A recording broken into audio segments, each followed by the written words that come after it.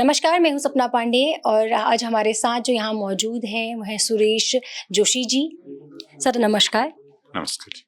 तो सर मेरा सबसे पहला सवाल है कि इलेक्शंस हैं, लोकसभा इलेक्शन बिल्कुल सर पर हैं और उत्तराखंड में आप भाजपा की क्या स्थिति और कहाँ देख रहे हैं इलेक्शन के रिजल्ट को? देखिए, भारतीय जनता पार्टी 24/7 काम करने वाली पार्टी है। हमारा कार्यकर्ता हर समय चुनाव के लिए तैयार रहता है, चुनावों की दृष्टि से काम करता है, जनता के बीच में रहता है। हम लोगों ने 10 वर्षों में जो हमारी केंद्र की सरकार है उसने किस तरह से उत्तराखंड को विकसित किया, आदरणीय मोदी जी के नेतृत्व में, और अभी जो सरकार काम कर रही है और उससे पहले जो सरकार उत्तराखंड में थी उसने काम किया, उन सभी विषयों को ले जाकर के हम जनता के बीच में जा रहे हैं और एक अपार जन समर्थन भारतीय जनता पार्टी को मिल रहा है। और मुझे लगता है कि ये चुनाव एक ऐसा चुनाव है जिस चुनाव में भारतीय जनता पार्टी 5 लोकसभा की सीटें एक रिकॉर्ड मतों से जीतेगी। अगर आप 5 सीटों पर दावा कर रहे हैं, लेकिन 2 सीटें ऐसी हैं जिसमें कांटे की टक्कर भी दिख रही है, और अगर हम पौड़ी की सीट की बात करें तो लगातार इल्जाम भी लग रहे हैं कि हमारा फंड सीज कर दिया गया है, अकाउंट सीज कर दिया, हमारे पास पैसा नहीं है, तो कैसे चुनाव लड़े? भाजपा पैसे के दम पर चुनाव भी लड़ रही है, तो इस पर आप क्या कहना चाहेंगे? ये चुनाव एक ऐसा चुनाव है कि जनता का आशीर्वाद प्रधानमंत्री नरेंद्र मोदी जी के साथ है। अब जहां तक के जो लोग कह रहे हैं हमारे खाते सीज हो गए हैं, हमारे पास पैसा नहीं है, देखिए ये एक कानूनी पहलू है। इनकम टैक्स विभाग उनसे सिर्फ और सिर्फ जो है कि उनके पैसे के हिसाब किताब और उनके सीए का एक प्रमाण पत्र मांग रहा है, जानबूझ करके सहानुभूति प्रकट करने के लिए या जनता के बीच में जाकर के ये माहौल बनाने के लिए कि भाई भारतीय जनता पार्टी ने हमारे खाते सीज कर दिए, ऐसा एक मैसेज कांग्रेस देना चाहती है। लेकिन देश की जनता बहुत अच्छी तरह जानती है कि कांग्रेस ने किस तरह से देश को लूटा, किस तरह से देश के अंदर भ्रष्टाचार किया और किस तरह से देश की इकोनॉमी को बर्बाद किया, ये सब लोग जानते हैं। इसलिए इनकी बातों में दूर दूर तक कोई विश्वास नहीं करने वाला है। मैं तो सिर्फ इतना कहूंगा कि भाई जो कानूनी पेच है उसको कानूनी तरीके से ही दूर करना चाहिए। जी। टिहरी सीट की अगर मैं बात करूं तो बॉबी वावर की दावेदारी बहुत तेजी से आगे दिख रही है, जनता का उन्हें समर्थन भी मिल रहा है। और जहां पर आप बात करें अगर रानी साहिबा की, तो उनके लिए कहा जाता है वो बहुत ही निष्क्रिय हैं, सांसद हैं और उनका प्रतिनिधित्व या जनता को उनका सपोर्ट उतना नहीं मिल पाता है। उन्होंने अपनी सांसद निधि से भी ऐसा कुछ खास खर्च नहीं किया है, तो इस पर आप क्या कहना? देश की आजादी से लेके आज तक मुझे लगता है एक आध चुनाव ऐसे रहे होंगे जो राज परिवार नहीं जीता। हमेशा तो राज परिवार ही जीतता है, और रानी साहिबा भी तीसरा चुनाव लड़ रही हैं। तो ये कहना कि उनको जनता का आशीर्वाद नहीं है, जनता का समर्थन नहीं है, तो मुझे लगता है कि वो सही नहीं होगा। दूसरा, देखो आपने सांसद निधि वाला विषय का कई बार आ चुका है विषय, मैं बहुत स्पष्ट आपको कर दूं कि सांसद निधि खर्च करने और खर्च होने के जो नियमावली है उसके आधार पर सांसद को जो अधिकार है वो सिर्फ इतना है कि सांसद निधि के पैसे का जो डिमांड्स है उसका सदुपयोग कैसे हो, उसके लिए वो अपने अपने क्षेत्रों में पैसा देते हैं। इम्प्लीमेंटेशन जो होता है वो सरकार के स्तर पर या नीचे की एजेंसियां उसको इम्प्लीमेंटेशन करती हैं।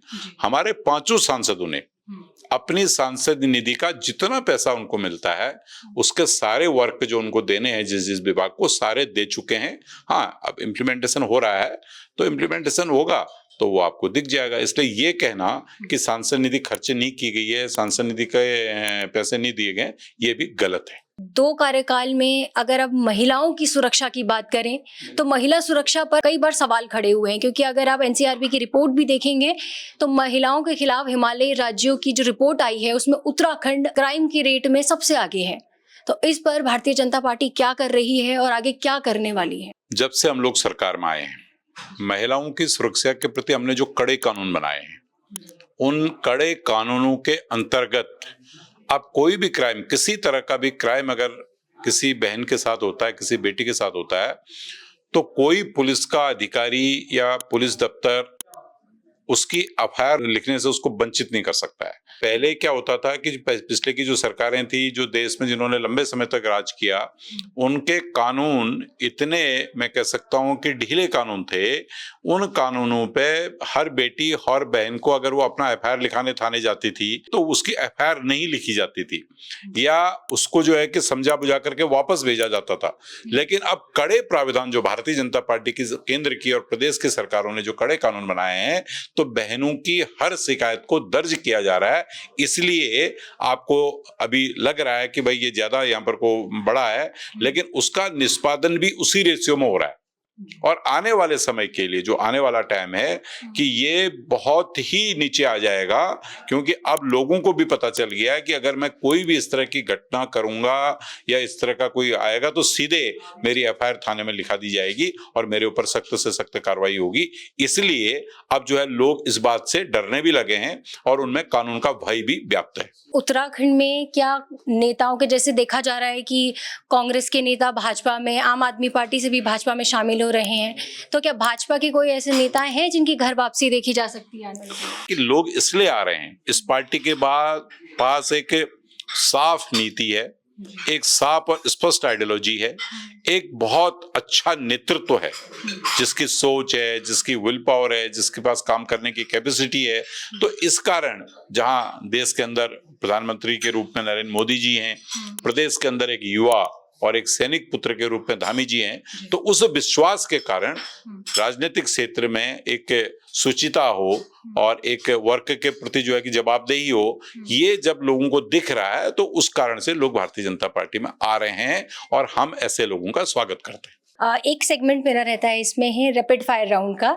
तो मैं आपसे एक शब्द पूछूंगी और आपको एक शब्द में उसका जवाब देना है। बीजेपी। बीजेपी एक राष्ट्र भावना से ओतप्रोत पार्टी है। कांग्रेस। कांग्रेस नेतृत्व विहीन पार्टी है। अरविंद केजरीवाल। जो वो कहते हैं उसके विपरीत उनका आचरण है। भू कानून। सरकार उसको जल्दी इंप्लीमेंट करेगी। प्रधानमंत्री मोदी जी। मैं ये कह सकता हूँ कि प्रधानमंत्री नरेंद्र मोदी एक युग पुरुष है। राहुल गांधी हताशा और निराशा में जी रहे हैं। नवजहार। देश की आंतरिक सुरक्षा को या देश की आंतरिक व्यवस्था को खराब करना चाहता है तो उसको किसी भी कीमत पर बख्शा नहीं जाएगा। ईडी। देखिए, ईडी अपना काम कर रही है क्योंकि वो एक स्वायत्त साथी संस्था है। ईवीएम। जब से ईवीएम आया है, चुनाव की पद्धति है, उस पर काफी सुधार हुआ है। यूसीसी। हमने संकल्प लिया था कि हम यूनिफॉर्म सिविल कोड को लाएंगे और हम उसको लाए हैं, बहुत जल्दी यहाँ इम्प्लीमेंट करेंगे। मुझे आशा और विश्वास है। न्यूज नेत्रा। जो आपका काम करने का आपके चैनल का तरीका है बहुत अच्छा है और मेरी बहुत बहुत शुभकामनाएं हैं कि इसी तरह पत्रकारिता के क्षेत्र में एक निष्पक्षता से आप अपने बातों को जनता के बीच में पहुंचाएंगे और आगे आने वाला समय जो है कि बहुत तेजी से आप आगे काम करेंगे। ऐसा मैं आपको शुभकामनाएं भी देता हूं और अपेक्षाएं रखता हूं। बहुत बहुत शुक्रिया सर। Thank you. धन्यवाद।